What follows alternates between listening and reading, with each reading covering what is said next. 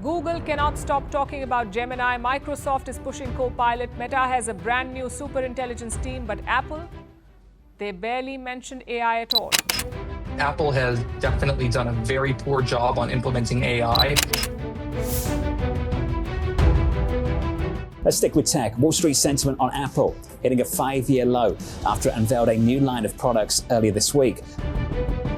AI would be the talking point at least this time at the event. But again, AI got very little attention. So is Apple losing the AI race? People simply wanting to check out the iPhone Air. They might not buy it. The deeper question, has Apple lost its spark? आज की कहानी Apple की है। एक ऐसी company जो दशकों से इनोवेशन में सबसे आगे रही है। एक ऐसी कंपनी जो ना सिर्फ मार्केट में एंटर करती है बल्कि मार्केट क्रिएट भी करती है। और कैसे ये कंपनी 2025 में स्ट्रगल करने लगी। हे गाइस, मैं हूं कशिश और आप देख रहे हैं द ओपिनियन चैनल।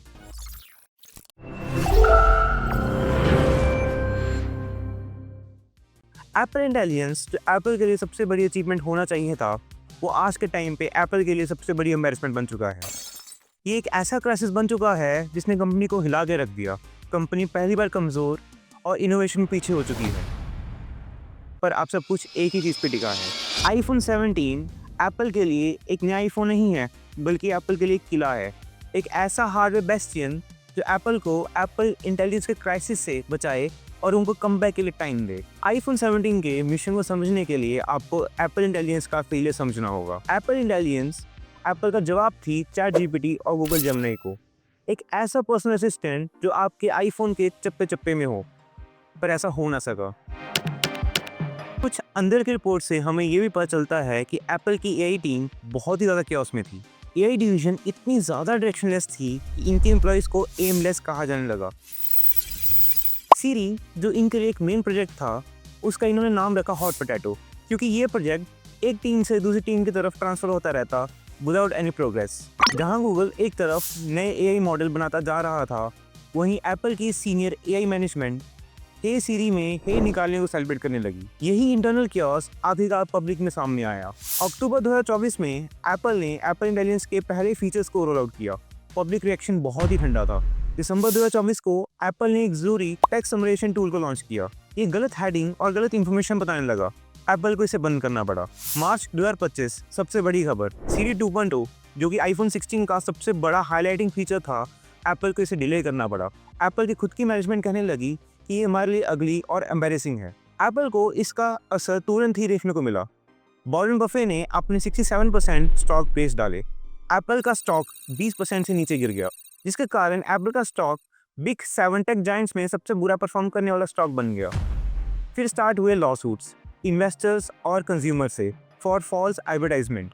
दशकों में पहली बार एप्पल का सॉफ्टवेयर आईफोन खरीदने का कार्य नहीं बल्कि एक लायबिलिटी बन चुका है। एप्पल को पता है कि उन्हें वो करना पड़ेगा जो आज भी सबसे अच्छा करते हैं, और वो है हार्डवेयर। एप्पल इंटेलिजेंस का ये क्राइसिस एप्पल के लिए इससे ज़्यादा बुरे समय में नहीं हो सकता था।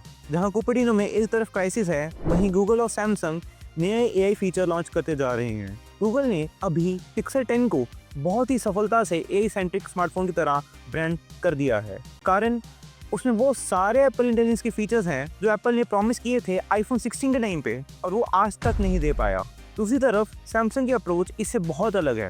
सैमसंग ने एप्पल की वॉल गार्डन कॉन्सेप्ट को छोड़कर ओपनएआई और गूगल के साथ कोलैबोरेट किया। रिजल्ट, सैमसंग के गैलेक्सी एआई सूट में आज सबसे ज़्यादा फीचर्स हैं, और सबसे बड़ी बात, वो सारे फीचर्स आज काम करते हैं। पर हमें एक चीज़ का ध्यान रखना पड़ेगा कि ये कहानी फीचर्स की नहीं है, ये कहानी है टेक्नोलॉजी की अगली लड़ाई की, जो कि एम्बिएंट कंप्यूटिंग। एम्बिएंट कंप्यूटिंग का मतलब कि आपका डिवाइस खुद ही आपकी ज़रूरत के मुताबिक जो भी टास्क है वो कंप्लीट कर दिया करेगा बिना आपसे पूछे। और ये सब सिर्फ एक ही चीज़ पे रिलाई करता है कि आपके पास एक अच्छा पर्सनल असिस्टेंट हो। जैसे कि एप्पल के जो भी जितने फ्यूचर प्रोडक्ट्स हैं, स्मार्ट डिवाइसेस यानी कि स्मार्ट डिस्प्लेस, होम रोबोट्स और स्मार्ट ग्लासेस हैं, उसके लिए सीरी का एक बहुत ही अच्छा पर्सनलाइज और प्रोफेशनल एआई असिस्टेंट होना ज़रूरी है। अगर सीरी फेल हुआ तो एप्पल का फ्यूचर खतरे में है। और यही हम आते हैं आईफोन 17 पे।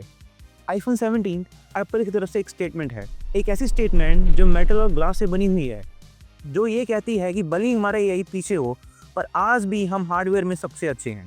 इस साल एप्पल ने 4 आईफोन लॉन्च किए हैं, iPhone 17, iPhone 17 air, iPhone 17 pro और आईफोन 17 प्रो मैक्स। सभी आईफोन में एप्पल ने भर भर के फीचर दिए, चाहे तो वो प्रोमोशन डिस्प्ले हो, बड़ी बैटरी, बड़ा डिस्प्ले, 48 मेगापिक्सल के रियर कैमरास और 24 मेगापिक्सल का फ्रंट कैमरा। हाँ जी, फ्रंट कैमरा 24 मेगापिक्सल का है क्योंकि इस पे 4:3 का क्रॉप लगेगा, तो एप्पल इसको 18 मेगापिक्सल का बताता है। पर इसके पीछे सोच क्या थी? ये वही सोच है जिसके कारण एप्पल ने आईफोन 17 प्लस को लॉन्च नहीं किया, उसकी जगह पे एक ultra slim iPhone air launch कर दिया। वो ये था कि एप्पल ये दिखाना चाहता था कि वो आज भी सबसे अच्छी हार्डवेयर कंपनी है।